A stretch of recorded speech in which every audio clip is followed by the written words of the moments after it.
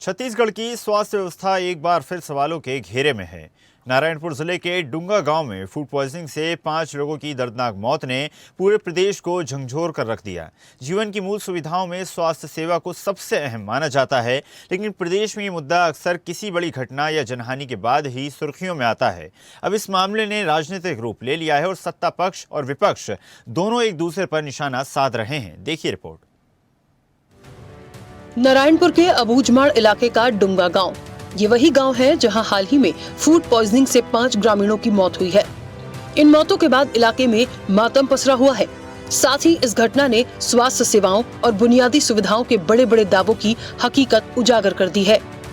बस्तर सांसद महेश कश्यप ने खुद माना कि क्षेत्र की स्वास्थ्य व्यवस्था बेहद कमजोर है। उन्होंने इस हालत के लिए नक्सलियों के साथ सरकार को भी जिम्मेदार बताया है। देखिए, अबूझमाड़ क्षेत्र के लोग कई प्रकार के बीमारी से ग्रस्त है और आज उनको बेमौत मरना पड़ रहा है। इसके जिम्मेदार कुछ लोग हैं, एक तो पूरे सत्ताधारी लोग भी और माओवादी लोग हैं, जिनके चलते आज हमारे लोगों को बेमौत पड़ना पड़ रहा है। चाहे उल्टी दस्त से हो, मलेरिया से हो, चाहे और भी अन्य बीमारी से। इसका कारण है क्योंकि वहाँ आवाजाही कनेक्टिविटी नहीं होने के कारण समय पर हमारे स्वास्थ्य अमला नहीं पहुंच पा रहे हैं। इसलिए हमारी सरकार का पहला प्राथमिकता है रोड सड़क कनेक्टिविटी के साथ उनको स्वास्थ्य सुविधा कैसे उपलब्ध कराएं, और ऐसा अगर घटना हुआ है तो ये दुर्भाग्यजनक है।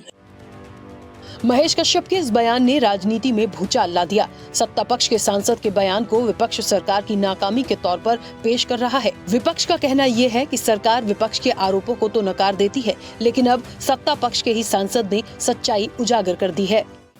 सरकार उनकी है, वो जिम्मेदार जनप्रतिनिधि है वहाँ के, और फूड पॉइजनिंग से समय पर इलाज नहीं मिल पाना, मतलब कुल मिलाकर बस्तर सांसद ने भी स्पष्ट कहा है ये सरकार की जवाबदारी है, ये सरकार की लापरवाही है।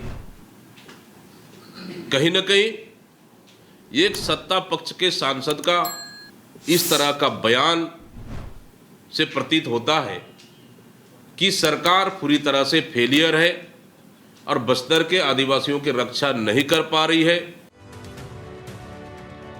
राजनीतिक आरोप प्रत्यारोप से इतर इस सच्चाई को नकारा नहीं जा सकता कि बस्तर और अबूझमाड़ जैसे क्षेत्रों में स्वास्थ्य सुविधाएं बेहद सीमित हैं। अस्पतालों में डॉक्टरों की भारी कमी है, दवाइयों की सप्लाई अनियमित है और सैकड़ों गांव आज भी सड़क और नेटवर्क से कटे हुए हैं। ऐसे में किसी भी आपात स्थिति में ग्रामीणों तक पहुँचना मुश्किल ही नहीं असंभव जैसा बन जाता है। देखना यह है कि इस घटना से सरकार कोई सबक लेती है या फिर वही 4 दिन की सियासत के बाद हालात वही के वही बने रहते हैं।